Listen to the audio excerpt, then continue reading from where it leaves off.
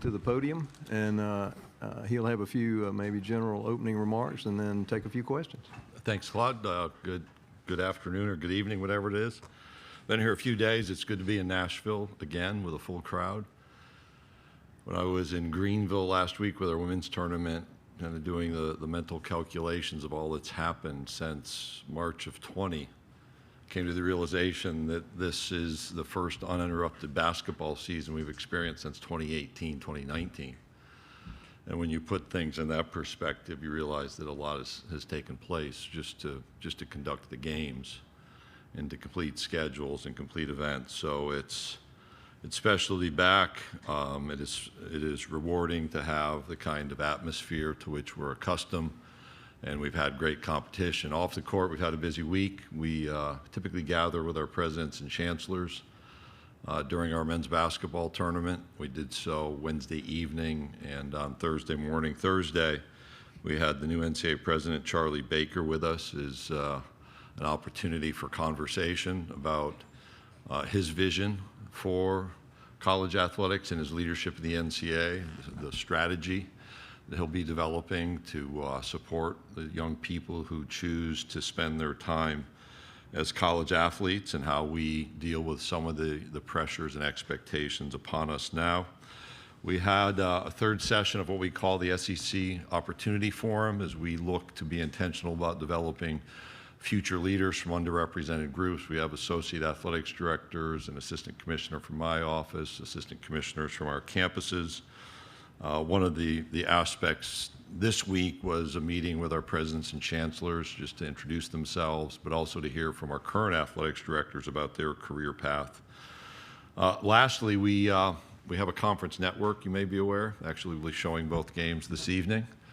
That group has a content board. It's a number of our campus and conference office representatives, along with representatives from ESPN.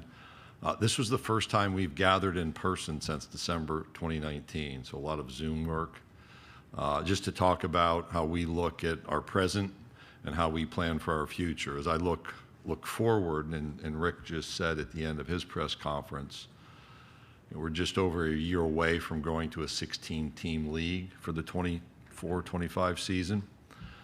We also have a transition of our primary media rights from CBS to the Disney family, ABC for broadcast purposes, ESPN and its family of networks, along with the SEC network. So the opportunity to think about what's ahead for us was an important part of the conversation. And also spent some time with athletics directors talking about the current reality of bowl games and also the future of bowl games. We have a few more seasons left on our existing bowl agreements. There are obviously some realities, whether it's recruiting, coaching changes, the transfer portal, that have impacted a bowl participation. We've had still, I think, pretty strong success. The desire for the vast majority of young people on our football teams to participate in those bowl games is still our reality, but we also know that we have to adapt to the environment around us and prepare for our future beyond the 25 season when our agreements expire.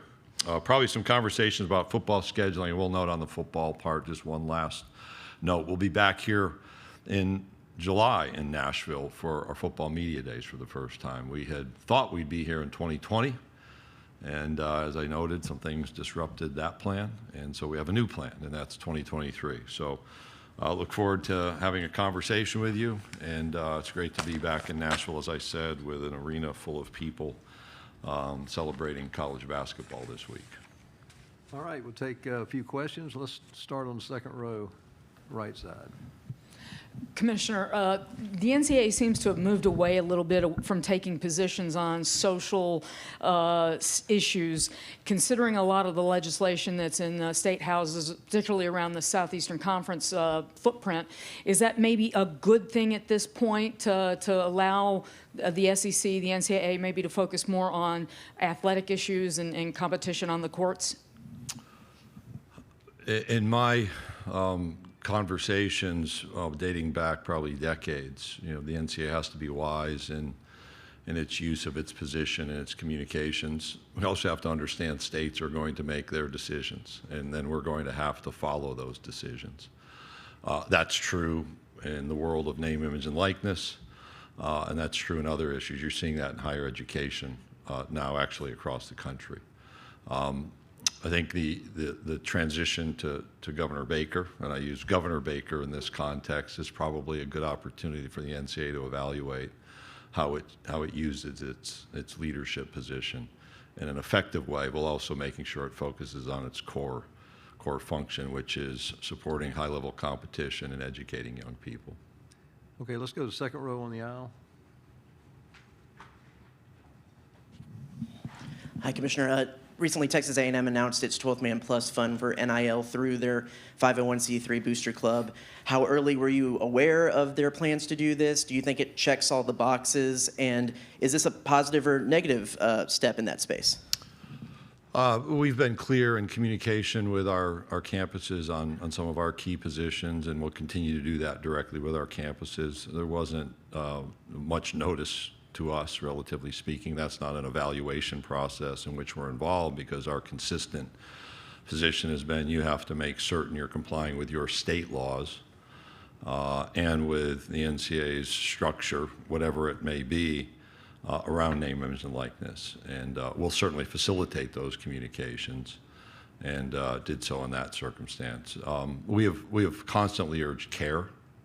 I think there are a lot of issues beyond merely recruiting conversations that have to be considered with name, image, and likeness. I've identified two, state laws and the NCAA guidelines, and we'll continue to make that the focus of our advice and guidance.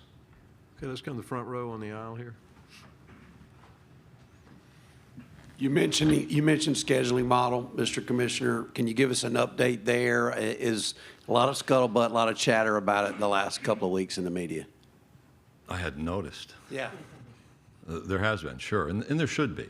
So you think about the why. There's more and more focus. We now have clarity on entry date. We were very clear back in July of 21 that July of 25 was the entry date. And one of the first observations or questions asked of me is, wow, no one's ever waited that long from the declaration of movement until movement. But we had realities in place that really in the history of conference movement hadn't been there, mainly these grant of rights agreements. And so that meant that the Big 12, Oklahoma, Texas, and the Big 12 members and the Big 12's media partners had to find their way to a different transition date. That's happened. So rightly so, that's created more interest, because we're going to be needing to implement a scheduling format before 2025 for the 2024 season. We were poised to make a decision last year in Destin, and I use that phrase. We had done all of our homework. And in fact, if you go back to late 2018 into 2019, our membership had a conversation about the 14-team scheduling model, looking at something other than two divisions. We actually came here, we traveled here in March of 20 for our president's meeting to present them the initial steps or the initial outcomes from our research. That wouldn't have predicted change at that point. I just illustrate that change was likely coming. I guess I just did make some prediction. I think the membership was ready for something different, more frequent games. There wasn't a timeline for that. You know, our current 12-year cycle went through 25. Then we had COVID, and everything was put on the shelf for over a year. Then we had expansion. So you start in August of 21 with an in-person athletics directors meeting. Joe Castiglione from Oklahoma, Chris Del Conte from Texas zoomed in, and we just talked about the wants, the principles, the objectives. We went from that meeting, my staff, with some advisors, conducted individual interviews. I won't give you the whole process, so this isn't as painful as it sounds, just high points. Individual interviews with our athletics directors, provided updates, gathered again in January last year, narrowed over 40 different formats down to just a handful. Really, since, I would say, early May, the focus has been generally on a single division model. The question then is the number of games, thus the scuttlebutt. The single division model allows us to narrow the variance in strength of schedule from a competitive standpoint. So fairness was one of the words that was used in those interviews and in those meetings. We had to define fairness. And then balance was a second word used, which is about rotation through more frequently. The outcome of the models remaining would allow each of our teams to see every team at least twice in a 4-year cycle, including home and away. The key will be the number of annual opponents, 1 or 3 generally. And let me just say, you should write this in pencil because things change in conference leadership. They're not changing from a number. We're focused on 16, lest anyone misinterpret that. But the ability to have our teams play within a 4-year cycle, I think is exciting for our fans. And I'd said that right after expansion, that we want to see our teams go through our campuses more frequently. I think this year, Alabama goes to Lexington for the first time. Missouri went to Auburn for the first time post-expansion. Somebody's going to write, so I might as well offer it. Georgia's still not played in College Station since expansion. And expansion happened in 2012. So the ability to move these programs through campuses and to campuses more frequently and have visitors travel in a different pattern, I think is healthy. How many games? We'll see. I'll just add the conversation about annual opponents. There are a number of factors. One certainly is competitive, and we want to be respectful there. But understand, we won't play a 3-game schedule, ever. I can assure you of that. We will play a 9-game schedule if we have 3 annual opponents. And a schedule has to be considered in its entirety, not simply in the annual opponents. If we play 8 with 1 annual opponent, the same reality. There's no 1-game schedules, so one rivalry will be maybe a little bit more difficult, but that balances itself out over the entire schedule. We also need to remember there are some really, really special rivalries, and I think one of the unique aspects of our expansion is we restore rivalries that have existed before. That's an anomaly. So Missouri and Oklahoma, that's 25% of the old Big 8 for those of you who are sports historians now in the SEC. Pretty good wrestling programs too, by the way. Obviously, Texas A&M and Texas, but also Arkansas and Texas, given the lore present there. And I can remember Frank Broyles telling stories about, going to Austin in '64. I've heard Jerry Jones tell those stories as well. And so those are special opportunities, plus the Egg Bowl, the Iron Bowl, Georgia and Florida, or Florida and Georgia, depending on your perspective, the 3rd Saturday in October. All of those are special. And so we're going to have to make some decisions. Eventually there'll be a vote. I think what's exciting, though, for our fans is we can see teams more frequently. We can narrow the competitive disparities that exist within our current 2-division schedule. And I think, without a doubt, we'll have really exciting football. The other aspect of 24 is when we move to the ABC ESPN family, we don't have that 3:30 Eastern window where everything's forced outside. And we'll introduce what I think is a fan-friendlier and team-friendlier kickoff lineup through the day. And actually, when we announce a lot of our kickoff times well in advance of the season. So there's a lot of great progress to be made come the start of the 24 season. So there's a lot there. Okay, do you have a question here on the aisle in the front? Commissioner, how happy have you been this week with not just the amount of competitive games that have taken place here in Nashville, but the fact that the SEC might get 8 or 9 teams playing postseason basketball? In my world, we have 9 teams under meaningful consideration, and these games have mattered through the week. It is interesting. There's often a mentality those Friday games are kind of elimination games or bracket advancement, and those types of games are being played on Thursday, and that's part of the excitement. And you saw what I think about 12,000 people here on Wednesday night, between 11 and 14 and 12 and 13 close games. When you go back to March of 2016 here, one of those, I guess I should think about the unfun days. The COVID shutdown was no fun here. We had 3 teams selected. In fact, I was concerned we'd only have 2 teams in March of 2016, which would have been an historic low. And we had trended on the low end of teams in the NCAA tournament over time. So it wasn't just the 15-16 season. And I, together with our campuses, pursued some changes, some that the conference made at the conference office level, a lot about support and decision-making on our campuses. And I haven't seen every coach's press conference, but between what I just heard from Dennis and Rick, just articulating the relationship with their team, for all the cynicism, the level of genuine attention to the young people in their program, the ability to communicate a vision, I think that's pretty cool. Now, it's great that we can do that with that kind of leadership and have 8 or 9 teams potentially in the NCAA tournament. That's what we expect of ourselves. And in 2016 and the years where we had 3 or 4, we didn't meet our own expectations. I'm not particularly worried about all the comparisons. I'm attentive to our expectations as we should have half or over half of our membership in an NCAA tournament field. We should always have teams, at least one team in the Final Four across every sport. And a lot of that's really difficult to achieve because of the competitive realities, but fulfilling that vision while communicating, you listen to Dennis talk about building into young men and knowing how Rick does that. Those are the kind of achievements we want to happen competitively, educationally, and then for lifelong impact. Okay, let's get the question on the far left, and then we'll come to the center aisle on the left.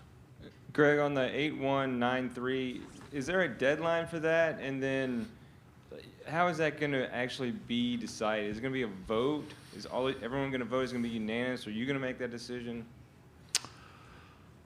A few questions in there. So the way I look at the deadline and what I've described to our membership as bookends, really Thursday with our president is providing a thorough update on our work to date as the starting point again, with the reminder that we've been through a couple of starting points. And I think the finish line is our meeting in Destin. Now, I'll warn you that before you make your travel plans, we could decide sooner. You're still welcome to visit with us in Destin, but that's where I would look is the outer boundary. And I'm going to give you a footnote, if I may. And the footnote is we added A&M in September of 11 and Missouri in November of 11, and we played a football schedule in August, September of 2012 with both involved. So if I have to play it out longer, I will. I don't have any interest. And what I said earlier, I meant. We were really poised in May of 22 to make a decision. I went to Destin last year thinking we would, and I think I communicated that. And we looked, once we got in a room and people thought about some of the games that were important to their fan base, we looked at the depth of tiebreaker issues when you have a single division and you don't have as much head-to-head play. We looked at what was potentially going to happen with the CFP, not predicting that a format would be adopted, but we'd lay out a plan for the 26th season and beyond. We knew that conferences would be in media negotiations, and I think intuitively understood that could mean some level of movement. We just took a step back and said we could have some more information before we make this decision. So let's tap the brakes, and lo and behold, here we are, 10 months later with a heck of a lot more information than I would have thought we'd had last May. So those are the points and part of the reason we didn't make that decision. But I think the shot clock metaphor, the buzzer's going to go off on us in Destin most likely. Oh, the decision-making process. Yeah. Well, we're going to have a recommendation from athletics directors, a decision by president, so there'll be a vote. They could vote to authorize me just to pick the format. That typically doesn't happen, though. So we'll make a decision.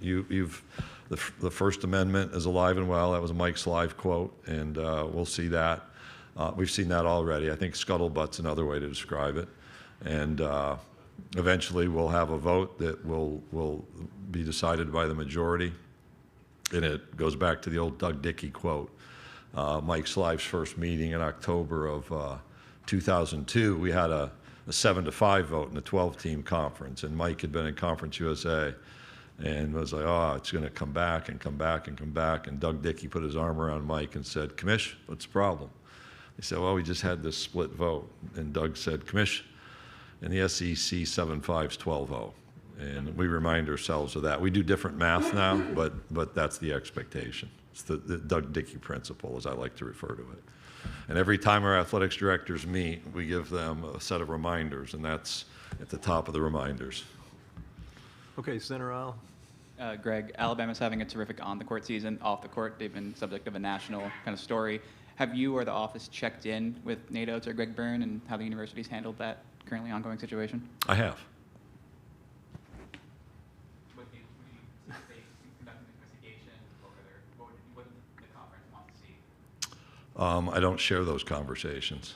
You know, we have an incredible level of sympathy for the loss of life. That's a tragedy. There are 2 people I read today indicted for what happened.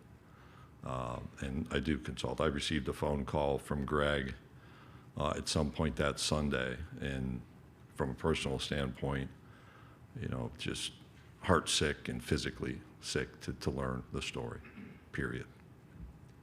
Okay, we're going to the far back in the center. Commissioner, with a lot of the restructuring going on with a lot of conferences, not just the SEC, do you see any danger going forward with things like what's going on with the SEC-ACC challenge that you all are supposed to be going to replace the Big 12 challenge coming up? I'm really excited about the SEC-ACC challenge. I called Jim Phillips, and as somebody who grew up near Syracuse, New York, I said, Jim, whenever we have a team in the JMA Wireless Dome, sorry, old habits die hard, I'm actually going to go to an away game. And no, I think we've had great communication and collaboration there. So on my list of worries, you know, that taking place or not taking place is not remotely on the list. We are attentive, so when we visit with our presidents and chancellors and our athletics directors, I do something that I used to do when I was commissioner in the Southland Conference, which is talk about membership issues. Usually it's always for other people, but we're attentive to what's happening around us. We're very much focused on our expansion to 16. It's not simply adding 2 members, it is a new era. And that's what we experienced when we went from 12 to 14. And so that's the focus. And I've been very intentional not to talk about other members, not to talk about a number. I know others have done so. But we'll be attentive. We're not recruiters.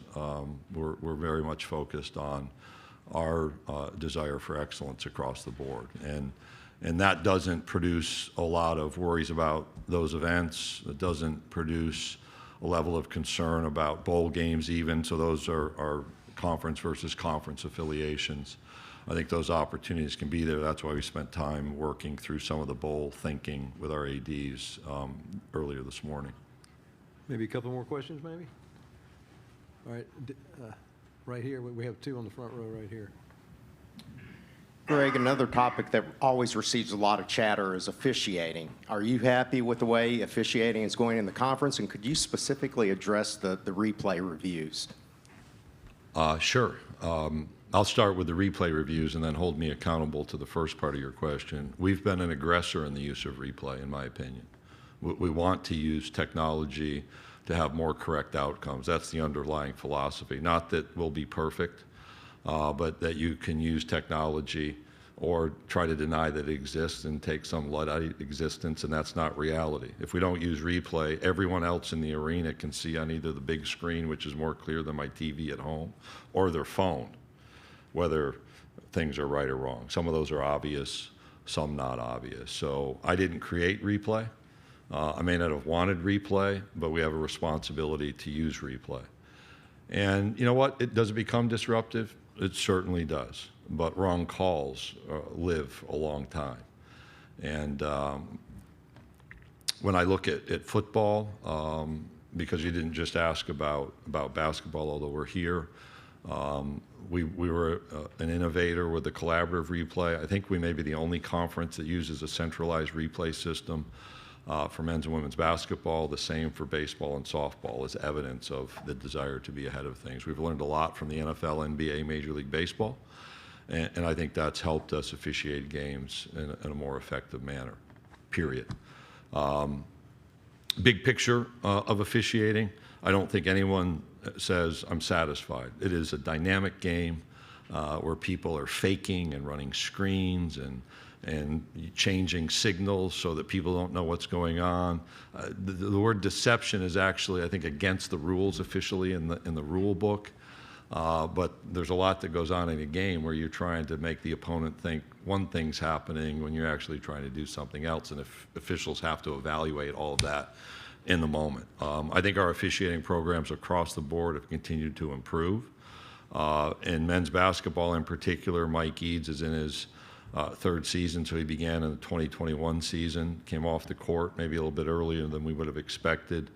Had worked the highest level of Final Fours, and I think is enormously respected in our league. We've seen young officials progress, which is exciting. We've focused on building diversity into our programs, and we talked about an official who may have an opportunity really early in his career in the next few weeks. Hopefully, we've at least nominated an individual. So I think those are really good signs. Will everybody be happy? Will they point fingers? They will. But you saw a ball go off somebody's hand, and an official made a split-second decision, and we went to replay, and the call was changed, correctly changed. That's the benefit of replay. It took a little bit of time, but at the end of the day, at a critical point in the game, the call was correct. We can't get them all perfect because you may not have the angles, but I think that's a beneficial resource we can use. Did you have a question? Yeah, Greg, you've been an advocate for, I guess, services for athletes and things, mental health. Schools do now probably more, like sexual assault training, that sort of stuff. With the incident, with the shooting at Alabama and the car crash at Georgia, are there other areas that you think that the conference has a role in maybe advocating for the expansion of, things that might, I guess, put an end to those sorts of tragedies? Training and education are subject to the individual decision maker. Those are the realities of life. I spend actually time when I visit with students and student athletes. I had an opportunity back in September with the Missouri team just to observe, and I have a little card that I'll hand out that says, the key to life is decision making. And if you can figure out how to make better decisions in life, you're going to have a better life. One of my positions that I communicate to groups when I speak up, I say, I'll sound like your parent. But there's not a lot of good in life that happens between midnight and 5 a.m. unless you're working in a hospital as a doctor or a nurse, because you're helping people. You have to make decisions in advance about how you're going to live. And oftentimes decisions in certain areas are the best decisions that you'll make in life, where I'm going to be, how I'm going to function, who I'm going to be around. I'm confident, because I've asked the question, that that type of training, education, counseling opportunity, and communication is included within our athletic programs. You're absolutely right. When we gather, we'll have candid opportunities, just like we did back in 2015 after the football team took a stand in Missouri. We had to learn from that. We had to learn from the summer of 2020. After the shooting in Charleston, and I was asked about some position statements. I've been very intentional on some key things. The display of the Confederate battle flag, we had conversations about that. Those conversations have not stopped. They've not been overly narrow, but recent events will even broaden that level of dialogue. Any closing remarks? Thank you. I hope this has been helpful. Let's go watch some basketball. All the meetings are behind me. Thank you.